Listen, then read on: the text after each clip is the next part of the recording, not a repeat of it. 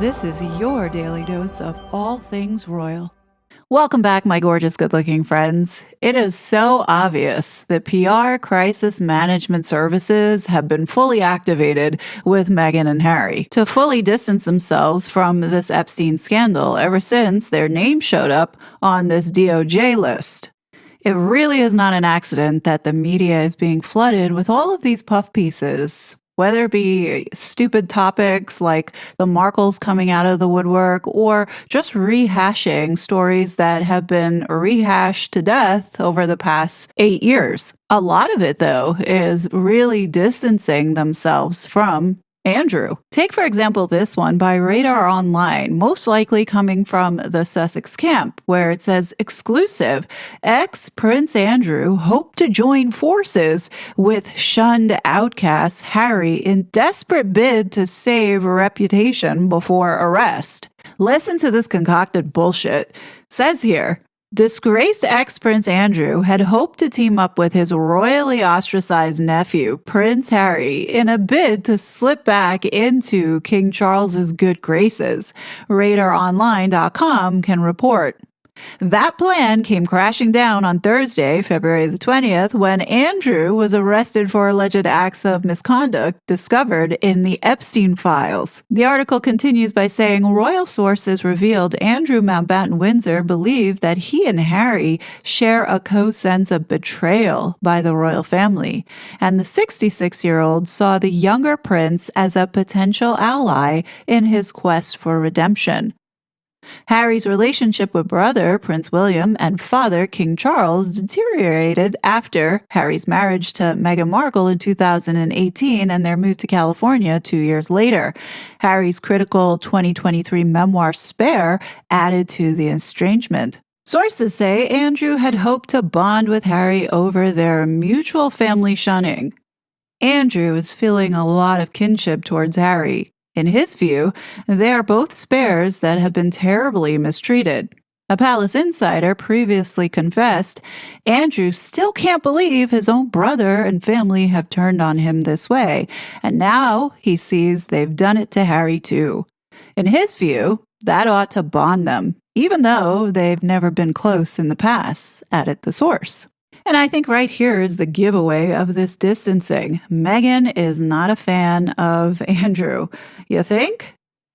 It says here, Andrew reportedly tried leaning on his daughters, Princess Beatrice and Princess Eugenie, both also close to Harry, to help broker a dialogue between the two.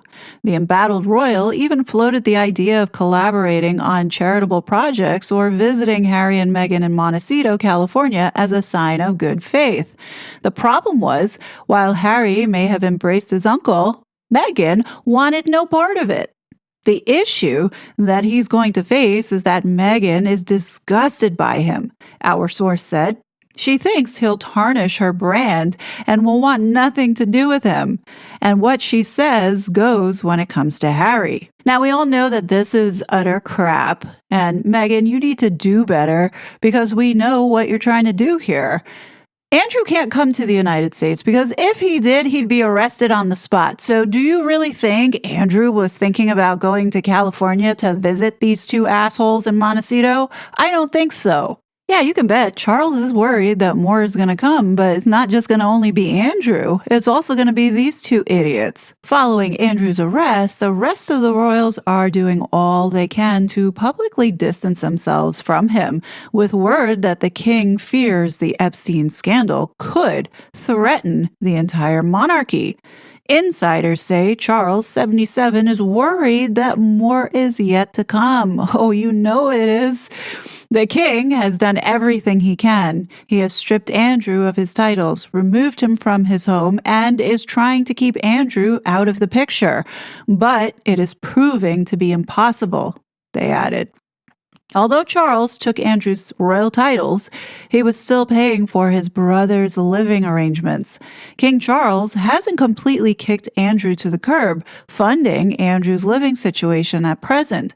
British broadcaster Helen Chard said, His reasoning is likely due to a mix of family obligations and a desire to maintain control over the situation. Supporting Andrew privately allows the king to manage the narrative and minimize damage to the monarchy. The irony is that it isn't going to plan. Author Paul Burrell, who was Princess Diana's former butler, told Fox News Digital, "The weight of the monarchy weighs heavily on Charles. He is a father, a brother, a husband," he shared. "He has the weight of everybody on his shoulders. I often think to myself, he waited so long for this job. He waited so long to be king and wanted it so badly. I wonder if now that he has it, he should think, be careful what you wish for, because in the end you get it. And now he has it. And what a job he has now. His brother has gone rogue," continued Burrell, "and I don't think we've seen the last of that yet." Nope, I would have to agree with that one. I don't think so. We definitely have not seen the end of this yet. In fact, I think it's only just beginning. Bombshell exclusive today on the front page of the Mail on Sunday, where email proves Charles was warned about his brother's secret deals. Whistleblower told the palace that the royal family's name was being abused by Andrew. Journalist Isabel Oakeshott broke this story today by writing, "King Charles was warned as long ago as 2019 that the royal family's name was being abused by Andrew Mountbatten Windsor's business associations." The Mail on Sunday can reveal. In a bombshell email, whistleblower told the palace that the former duke had secret financial links to controversial millionaire financier David Rowland, who was abusing his royal links. Messages seen by this newspaper also appear to show that Andrew, who was sensationally arrested on Thursday over suspicions of misconduct in public office, allowed Mr. Rowland to effectively join in with his official duties.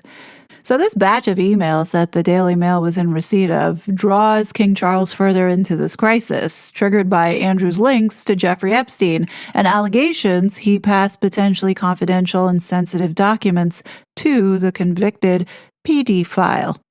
Andrew once told Epstein that Mr. Rowland was his trusted money man. The banker and his son, Jonathan, joined Andrew on trips he made in his official capacity as a taxpayer-funded trade envoy between 2001 and 2011, visiting places such as China and former Soviet states. So apparently what happened here was a whistleblower sent an email to Prince Andrew's private secretary criticizing the Duke of York's close ties to financier David Rowland, suggesting Andrew prioritize that relationship over his family. A follow-up email directly to Rowland, copied to King Charles's private secretary, Clive Alderton, and the late Queen Elizabeth's solicitor, Mark Bridges, accused Rowland of abusing the royal family's name.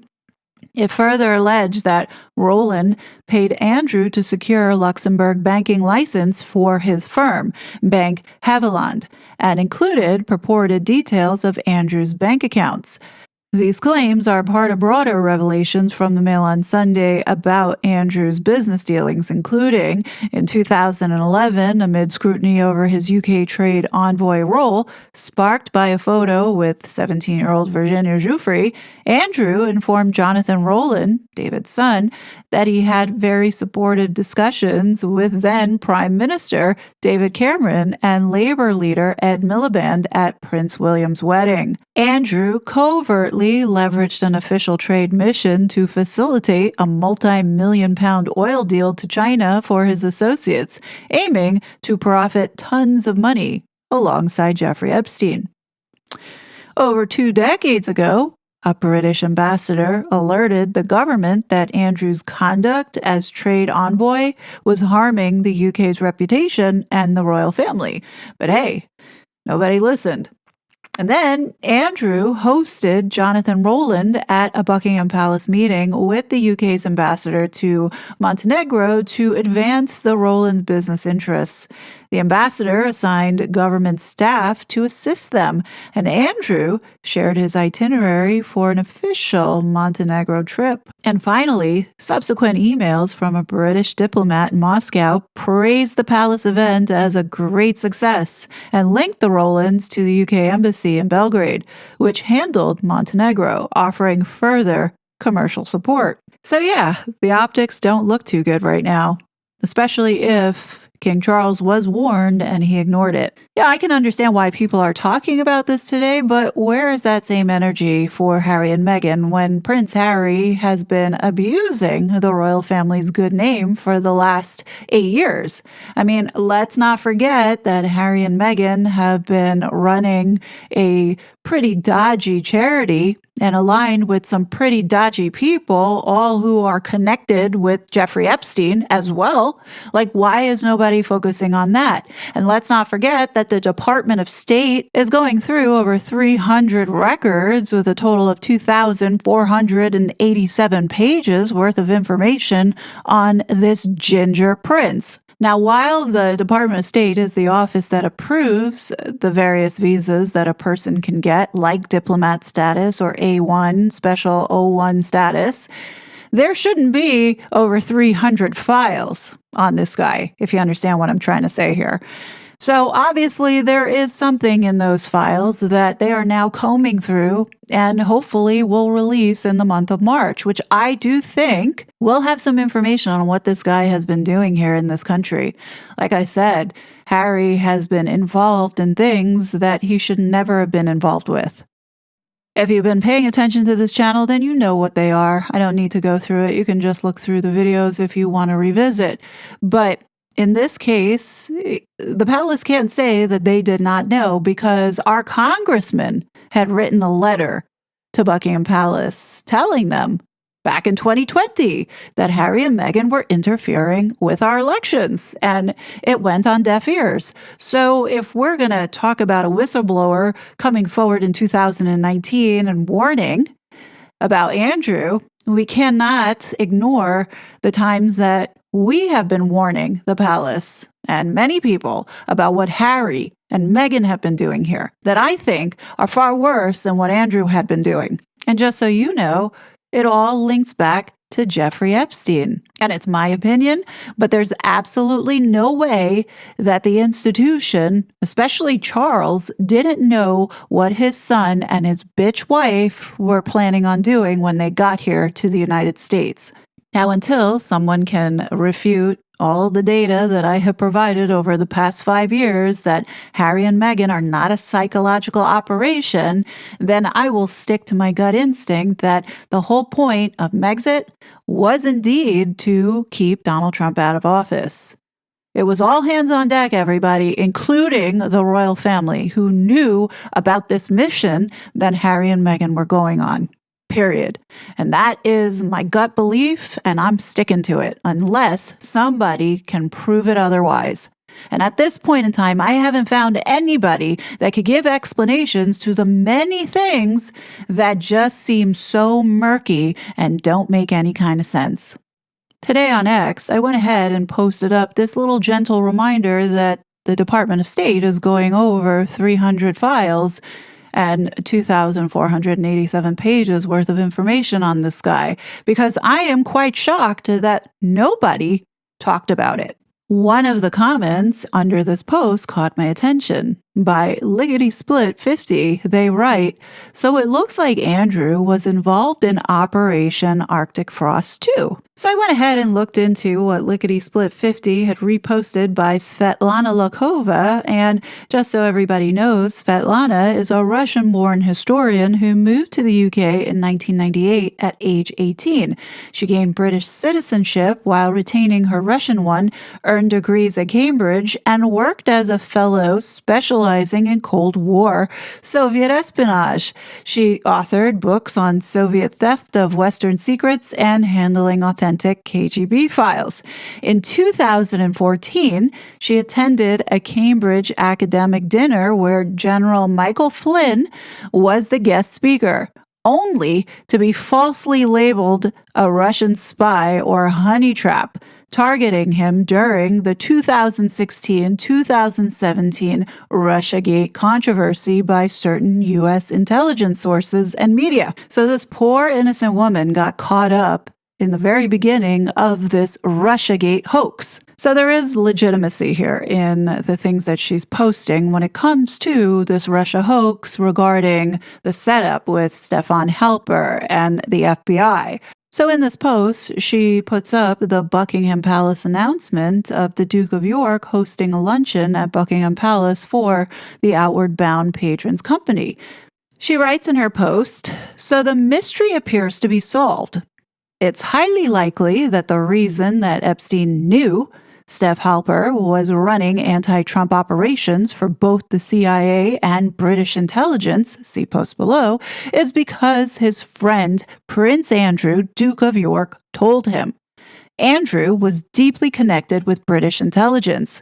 He met Dearlove at the palace just as Russiagate was kicking off. Dearlove is the boss of Christopher Steele, with whom Stefan Halper closely coordinated. Professor Christopher Andrew, who also attended the meeting with Dearlove at the palace, is another member of the Cambridge Club of the former spooks and academics operating out of Cambridge University. It appears that the palace officially sanctioned the British intelligence support operation to the Hillary campaign. Epstein wrote that Obama likely knew that Halper worked for both the Americans and the British, and that both sides paid him. It appears from numerous documents that Obama asked the Brits to help out Hillary, and Brennan organized for the Cambridge Club to run the op out of the UK. If the palace sanctioned it officially to be carried out by Dearlove, the boss of Christopher Steele, it would make sense why Steele's FBI codename was Crown, and the dossier was called the Crown Material. So let's go back to the post that caught my attention. Lickety Split indicates that Andrew was involved in Operation Arctic Frost, referencing what Svetlana Lokova had stated. So I just want to clear this up. Probably there's some confusion because there's a lot of these kind of names, but this is not Arctic Frost. Arctic Frost was the surveillance of the senators, the surveillance of American conservatives. What Svetlana was talking about was classified by the FBI under the name Crossfire Hurricane. So a couple things I want to address here in what this woman said. Yes, indeed, Crown is referenced all throughout the Hurricane Crossfire documents in reference to Christopher Steele, who was a former MI6 officer, British intelligence. Now, the one thing that's not clear is if Crown is just specifically tied to Christopher Steele or they are referencing the British Crown, meaning this is the report that it's going under. When I read this report last year, this was a question that I had that I couldn't answer. I wasn't sure if this only pertained to Christopher Steele and that was a code name they gave him, or if they were referencing the Crown, meaning MI6. Well, now going back to what Svetlana said, Andrew was deeply connected with British intelligence. He met Dearlove at the palace just as Russiagate was kicking off. Well, I'm not so sure about that because on June 1st, 2015, it wasn't announced yet that Donald Trump was going to be running for the presidential seat in 2016. Donald Trump didn't officially announce until June 16, 2015. But that doesn't mean intelligence wasn't surveilling him. It's almost certain that intelligence was surveilling him because the noise was getting louder towards the end of 2014 and began in 2015. He started to take the necessary actions to begin a presidential run. So by the time June 1st, 2015 rolled around, 15 days before Donald Trump officially announced that he was running in the 2016 presidential election, it's very possible that Sir Richard Dearlove, who was former head of MI6, had a conversation with Andrew. So, according to Google, it says here Christopher Steele and Sir Richard Dearlove are former British intelligence MI6 officers whose paths crossed during the controversy surrounding the 2016 Steele dossier on Donald Trump and Russia. Dearlove, as a former head of MI6, provided advice to Steele, a former subordinate, during the compilation and dissemination of the dossier. So, given that we know now that Russiagate was a hoax, what do you think was going on here? If we go back to this email from 2013 from Jeffrey Epstein, on May 11, 2013, Jeffrey Epstein wrote, website www.ergo.net/advisors.html. And then Mark Lloyd, who is just a pal associate, he writes, I know Ergo very well indeed. R.P. Eddy is a friend. Sir Richard Dearlove is on both our advisory boards too. I am in France celebrating my 59th birthday yesterday. And he writes back, holy shit. Now, we don't know if he's saying holy shit because the guy's turning 59 or if it's because Sir Richard Dearlove is on these advisory boards. For whatever reason, it looks like Jeffrey Epstein had an interest in this company called Ergo. And from what I can tell, it appears that it's some type of advisory consultant firm with a clear focus on globalism. You can see all the right buzzwords in there. I mean, especially when you see climate change, you know that this is World Economic Forum shit. And most likely led by satanic demons. I mean, probably why Jeffrey Epstein was inquiring about it. And there he is, working for Ergo.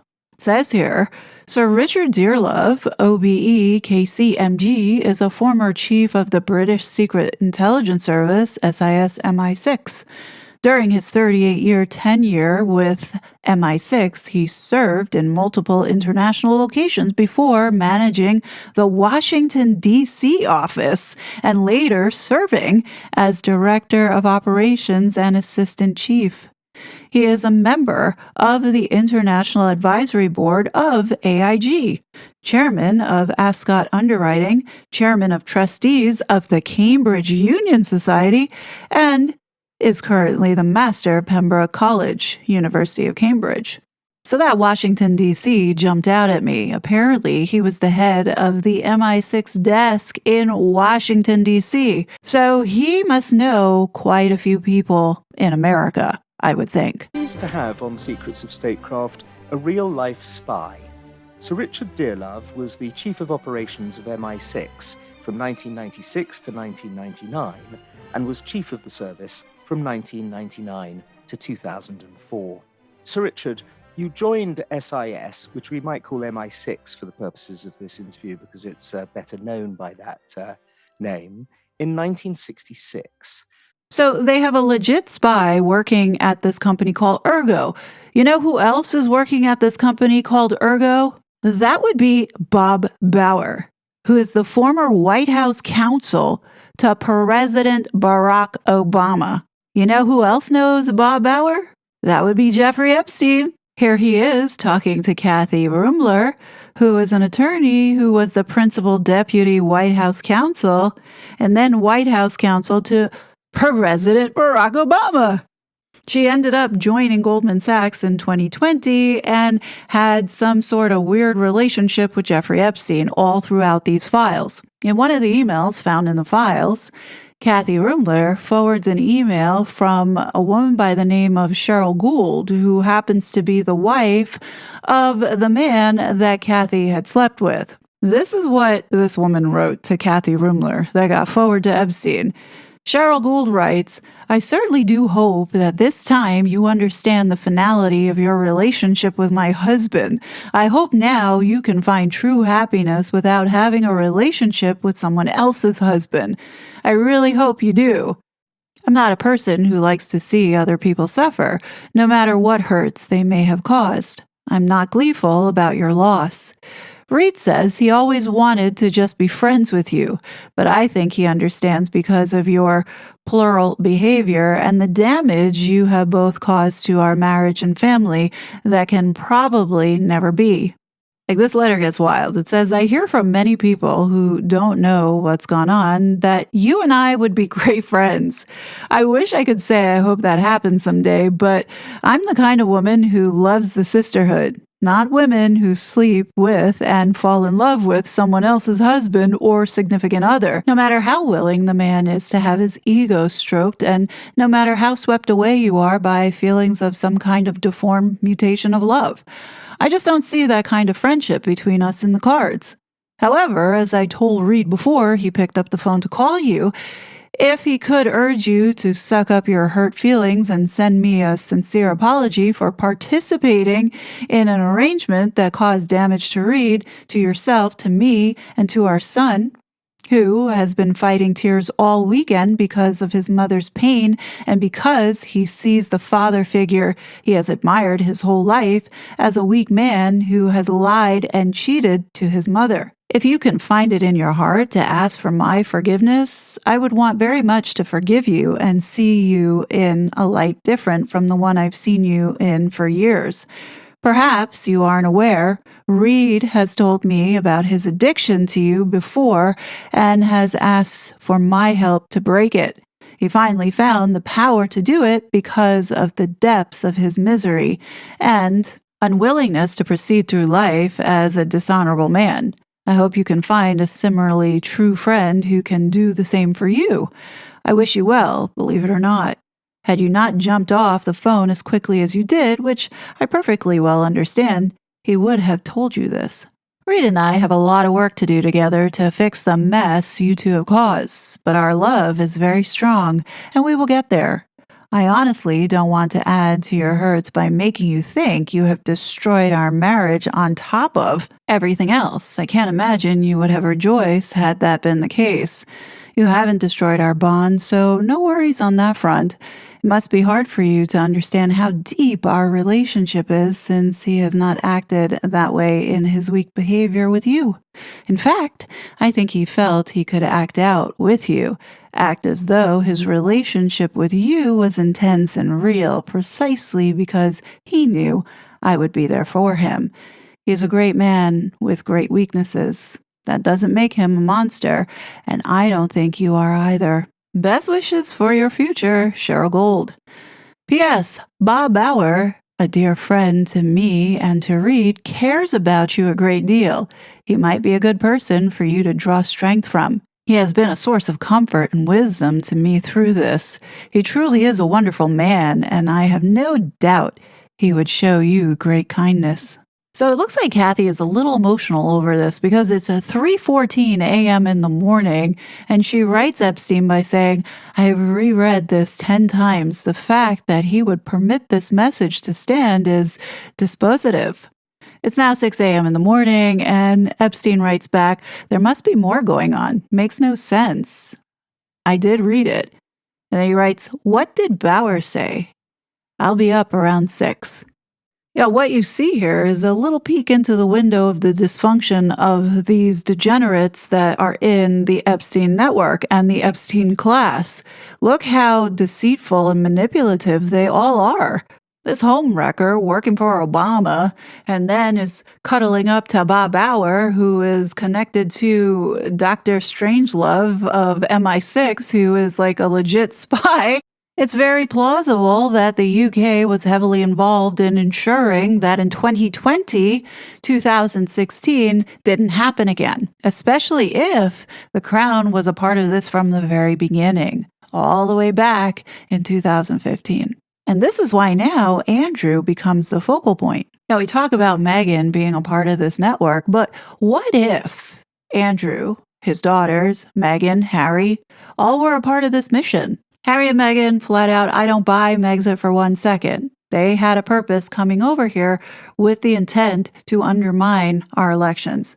That's clear to me now, and that's how I feel. Now, something to leave you guys with, and this is just a thought. In all of these files, Jeffrey Epstein is connected to everybody and anybody. And not once did he mention Meghan's name or even comment about Harry dating someone and getting engaged. I mean, he was still alive at that time. He's commented on every single major event. But this is the one event that there is barely any record or trace of this woman that we're calling Meghan Markle.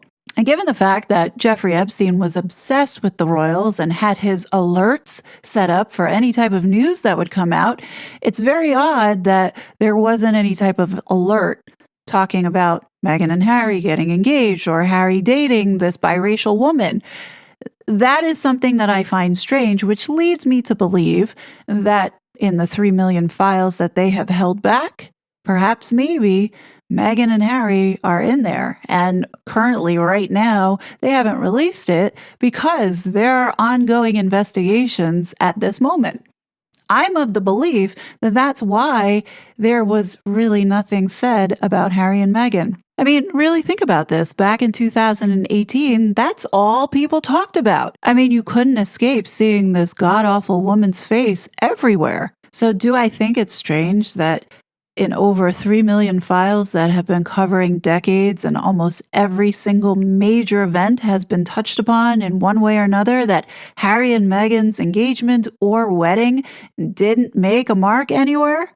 Especially with these girls that Jeffrey Epstein was bringing on board. I mean, you would think that they would talk about the wedding because obviously money and power and getting married to a wealthy man really was on the minds of a lot of these girls. Let's be real here. And Meghan gets the so-called prince and becomes a so-called princess. You don't think that there's no conversation about that? I personally think in the remaining of the 3 million plus files that the DOJ has, that Harry and Meghan are there. And the reason why they haven't released any of it is because it's under investigation. Why else wouldn't they have released it? That's just my opinion, especially seeing all that Harry and Meghan have done and were involved with. There's a reason why they're on this list, and there's a reason why they didn't call Meghan Markle the Duchess of Sussex. It's a very peculiar situation, and hopefully the DOJ releases more files. At this moment in time, I don't think that they are going to be releasing any more unless whatever investigations that they have closes down. But in this instance with this couple, I can see why we're not seeing any information about these two, especially if there is some kind of investigation going on, which, it's possible. It's very possible. What do you guys think? You think it's possible? Do you think TRG was right all along? I don't know, definitely let me know your thoughts below. As always, I will be back with more content. But until then, please be safe, and I'll talk to you later. Bye. Such a fraud.